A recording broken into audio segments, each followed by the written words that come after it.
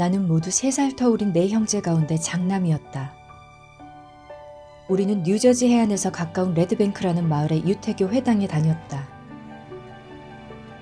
나는 식구들 사이를 조정하고 중재하는 존재였다. 아버지는 우리 식구 가운데 종교에 가장 열심이었다. 종교를 매우 중요시했고 인생을 종교에 거신 분이었다. 아버지는 또 공부 잘하는 자식들 보는 것을 최대의 낙으로 삼으셨다. 집안에 불화가 생기면 쉽게 달아올랐다가도 한 발 물러서서 나에게 중재자 역할을 맡기시곤 했다. 결국 이러한 경험이 뒷날 정신과 의사가 되는데 훌륭한 준비 단계 역할을 하긴 했지만 돌이켜보면 어린 시절 나는 스스로 바랐던 것보다 훨씬 무거운 책임을 떠안고 있었다. 이런 생활을 통해 나는 과중한 책임을 짊어지는 데 익숙한 매우 진지한 성격의 젊은이로 자라나게 되었다. 나는 진지하고 학구적인 젊은이가 되었고 마침내 컬럼비아 대학교에 전액 장학생으로 입학했다. 학문적인 성공이 어렵지 않게 뒤따랐다. 나는 화학을 전공했고 우등으로 졸업했다. 그리고 과학에 대한 나의 관심과 정신의 작용에 대한 호기심을 함께 충족하기 위해 정신과 의사가 되기로 결심했다. 의사가 되면 다른 사람들에 대한 나의 관심과 연민을 표현할 수 있게 될 것이라는 생각도 있었다. 그러던 중 어느 여름방학에 캐치킬 마운틴 호텔 식당에서 아르바이트를 하다가 그곳에 손님으로 온 캐롤을 만났다. 우리는 첫눈에 서로 끌렸고 친숙함과 위안의 감정을 느꼈다. 편지를 나누고 데이트를 하고 사랑에 빠졌다. 내가 컬럼비아 대학교 3학년이 되었을 때 우리는 약혼을 했다. 캐롤은 밝고 아름다웠다. 모든 일이 순조롭게 풀려나가고 있었다. 젊은 사람이 죽음이나 죽음 이후에 대해 걱정하는 일은 잘 없는 법이고 특히나 모든 일이 술술 풀려나갈 때는 더욱 그러할 것이다. 나 또한 예외가 아니었다. 나는 과학자가 되어가고 있었으며 논리적이고 냉철하며 실증적인 사고방식을 체득해가고 있었다. 예일대학교에서 보낸 학부 생활과 레지던트 과정은 나의 이러한 과학적 사고를 더욱 굳혀주었다. 나의 연구 주제는 뇌화학과 신경전달물질이었다. 나는 전통적인 정신분석학의 이론과 기술을 뇌화학이라는 새로운 분야에 접목시킨 생물학적 정신의학이라는 신흥 학문에 몰두했다. 많은 논문을 썼고 전국 규모와 지방 단위의 수많은 학술회의에서 강연을 했으며 꽤 인정받는 학자가 되었다. 나는 조금은 강박스럽고 열정적이며 경직되기는 했지만 이러한 성격은 의사로서 마땅히 갖추어야 할 것이었다. 나는 어떤 환자라도 치료할 자신이 있었다. 그런데 캐서린이 1863년에 살았던 아론다라는 소녀가 되었다. 내가 모르는 다른 길이 있었단 말인가? 죽었다가 살아난 사람들의 사례를 연구한 레이먼드 무디 박사의 책이 생각났다. 몇 년 전에 읽은 그 책에도 영혼이 떠다니다가 다시 몸속으로 빨려 들어간다는 이야기가 나왔다. 그 책을 다시 읽어보아야겠다는 생각이 들었다. 나는 의학 도서관들을 돌아다니며 환생에 관한 논문들을 미친 듯이 찾아 읽었다. 우선 버지니아 대학교의 저명한 정신의학자 이안 스티븐슨 박사의 방대한 저술을 탐독했다. 스티븐슨 박사는 환생과 관련된 기억이나 경험을 가진 어린이들의 사례를 2,000건도 넘게 수집해 놓고 있었다. 전혀 배운 적이 없는 언어를 구사하는 능력을 보인 어린이들도 많았다. 그의 사례 연구는 빈틈없고 정확했으며 진실로 탁월한 것이었다. 에드거 미첼의 뛰어난 개괄서도 읽어보았다. 듀크 대학교에서 수집한 ESP, 즉 초감각적 지각 자료들은 대단히 흥미로웠으며 마틴 에번, 헬렌 원바크, 거트루드 슈마이들러, 프레드릭 렌츠, 에디 스피오레 등의 연구서들을 찬찬히 읽어나갔다. 읽을수록 더 읽고 싶어졌다. 정신의 모든 측면에 대해 충분히 배웠다고 생각했었는데 내가 받은 교육이 매우 한정적이었다는 느낌이 들기 시작했다. 모든 도서관의 서가에는 이 분야의 연구물과 관련 저술들이 꽂혀 있었지만 그 사실을 아는 사람은 거의 없었다. 이러한 연구의 대부분은 명망 있는 임상의학자와 과학자들이 수행하고 검증한 것들이었다. 이들이 모두 실수를 했거나 속았다고 할 수 있을까? 나는 여전히 회의하고 있었지만 증거는 압도적으로 강력했다. 압도적이었든 어쨌든 나는 믿기가 어려웠다. 캐서린과 나는 이미 이러한 경험에 나름대로 깊이 영향을 받고 있었다. 캐서린은 정서적으로 호전되고 있었고 나는 내 정신의 지평을 넓혀가고 있었다. 여러 해를 공포증에 시달려왔던 캐서린은 마침내 어느 정도 안식을 누리게 되었다. 실제의 기억을 통한 것이었든 아니면 생생한 환상을 통한 것이었든 나는 캐서린을 도울 수 있는 길을 찾았고 거기서 그치고 싶지 않았다. 전번 치료 과정에서 나는 전생의 중요한 인물 가운데 현재의 캐서린에게 중요한 인물이 있는지 잘 살펴보라고 했었다. 영혼들이 집단을 이루어 그들의 카르마에 따라 여러 대에 걸쳐 반복해서 환생한다는 이야기를 여러 책에서 읽었기 때문이다. 희미한 불빛이 비치는 조용한 진찰실 안에서 펼쳐지고 있는 세상에 알려지지 않은 이 이상하면서도 장대한 드라마를 이해하기 위해 나는 그러한 이야기를 확인해보고 싶었다. 나는 캐서린의 입에서 흘러나오는 지극히 비일상적인 내용들을 평가하기 위해 내가 15년 동안 줄기차게 사용해온 과학적 방법을 적용해야 할 필요성을 느꼈다. 치료가 거듭되면서 캐서린은 더욱더 영적인 사람이 되어갔다. 인물과 사건들에 대해 보인 직관은 모두 사실로 증명되었다. 최면 상태에서는 내가 미처 말을 꺼내기도 전에 내 질문을 예상해내기 시작했다. 캐서린이 꾸는 많은 꿈이 예지적이고 예언적인 능력을 보여주었다. 한 번은 캐서린의 부모님이 캐서린을 보러 왔다가 이러한 이야기를 듣고 강한 의구심을 보인 일이 있었다. 캐서린은 자신의 예지력을 증명하기 위해 아버지를 경마장으로 모시고 갔다.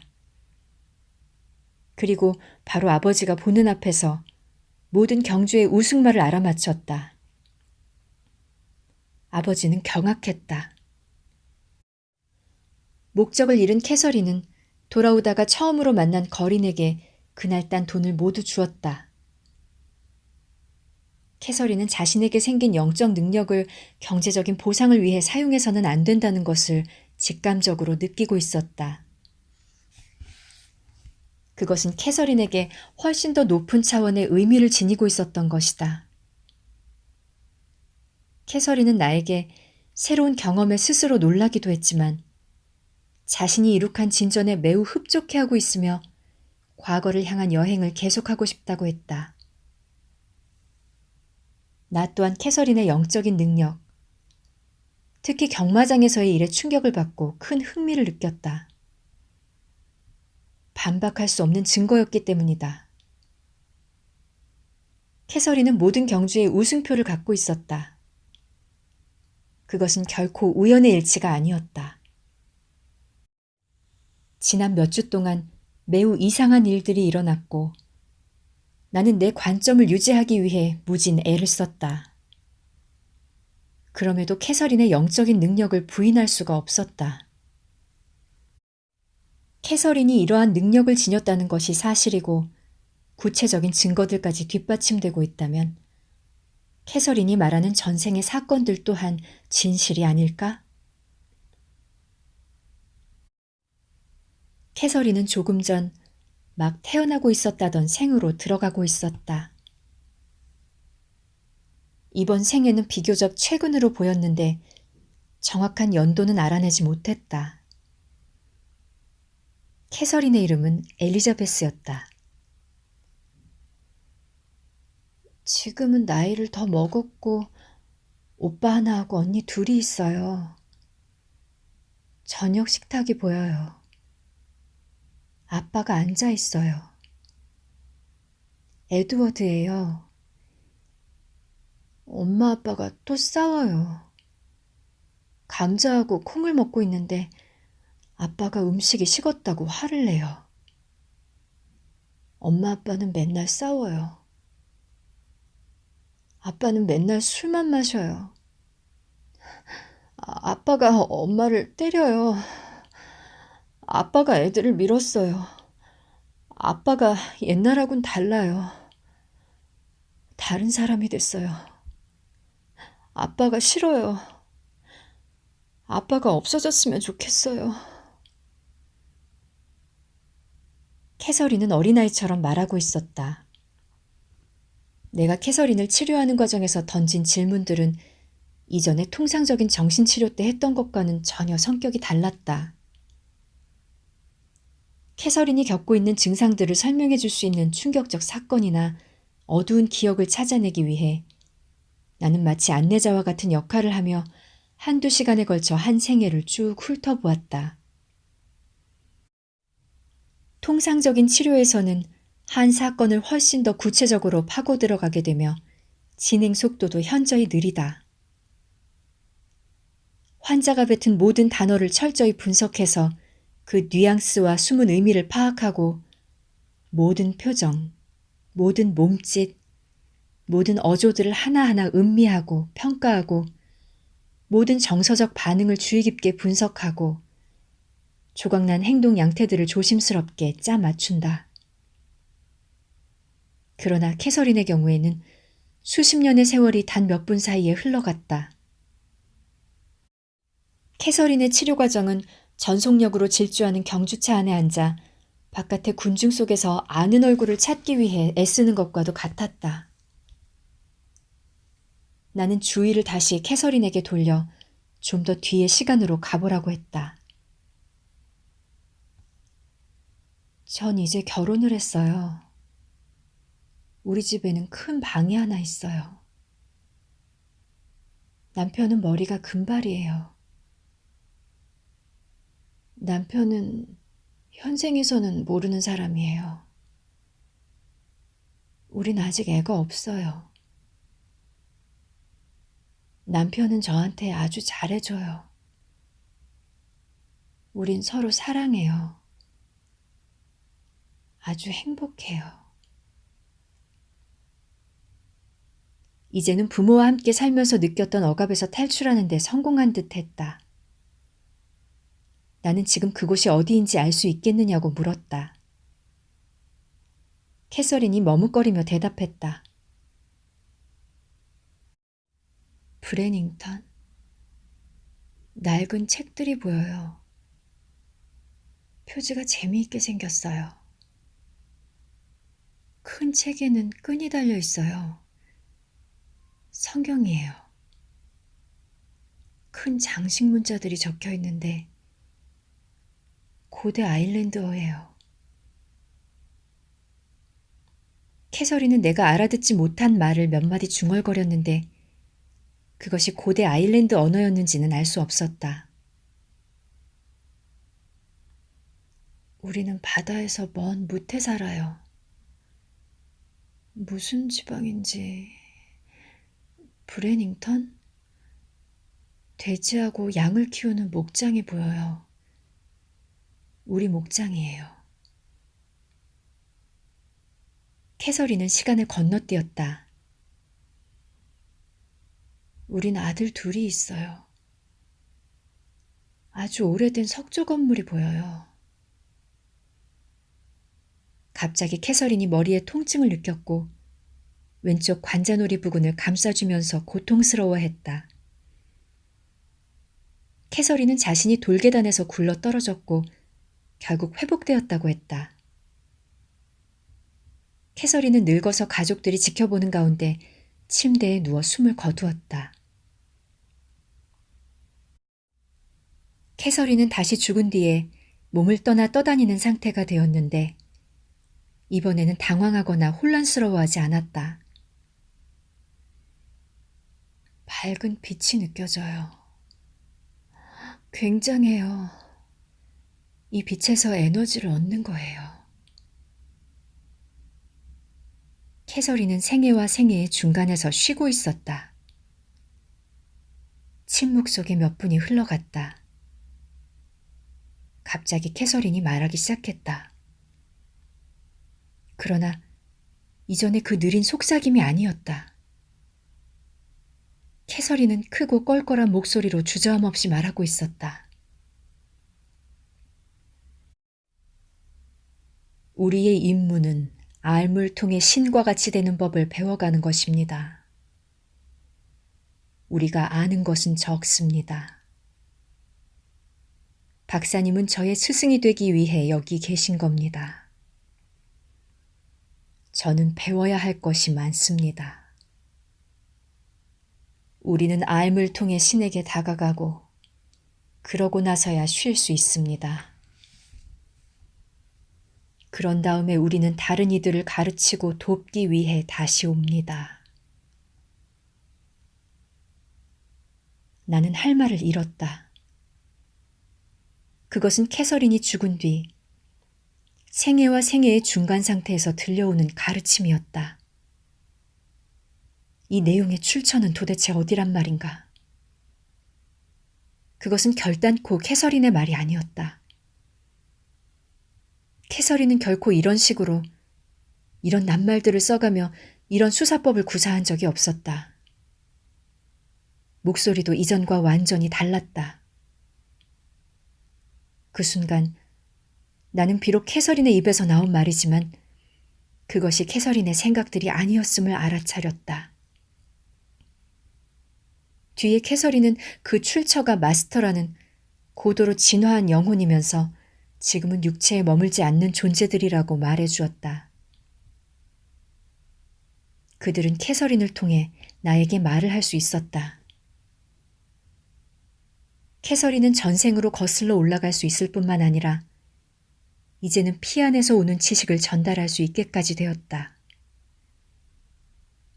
그것은 아름다운 지식이었다. 나는 객관성을 유지하기 위해 애쓰고 있었다. 이제 새로운 차원이 개입했다. 캐서린은 사후의 경험에 대해 기술한 엘리자베스 퀴블러로스 박사나 레이먼드 무디 박사의 책을 결코 읽은 적이 없었다.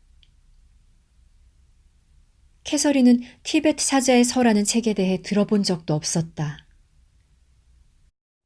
그러나 캐서린은 이러한 책들이 기술하고 있는 것과 유사한 경험을 이야기하고 있었다. 그것은 하나의 증명이었다. 여기에 몇 가지 사실, 몇 가지 구체적인 사례만 추가된다면 나는 확신할 수 있을 것 같았다. 회의하는 마음이 요동치면서도 여전히 자리를 뜨지 않고 있었다. 캐서린이 잡지기사에서 사후와 관련한 내용을 읽었을지도 모르고 텔레비전 대담 프로그램을 보았을지도 모른다. 캐서린 자신은 그런 기억을 부정한다 해도 잠재의식이 기억하고 있었을지 모른다. 그러나 캐서린은 기존 저술들을 뛰어넘어 생과 생의 중간에서 보내오는 메시지를 전달하고 있었다. 캐서린은 늘 그랬던 것처럼 최면에서 깨어난 뒤에도 전생의 구체적인 사실들을 기억하고 있었다. 그런데 엘리자베스였던 캐서린이 죽고 난 다음에 일어났던 일에 대해서는 전혀 기억하지 못했다. 캐서린은 이후에도 생과 생 사이에 대해서는 아무것도 기억하지 못했다. 오로지 살아있는 동안만을 기억했다. 알물 통해 신에게 다가간다. 우리는 그 길을 가고 있었다.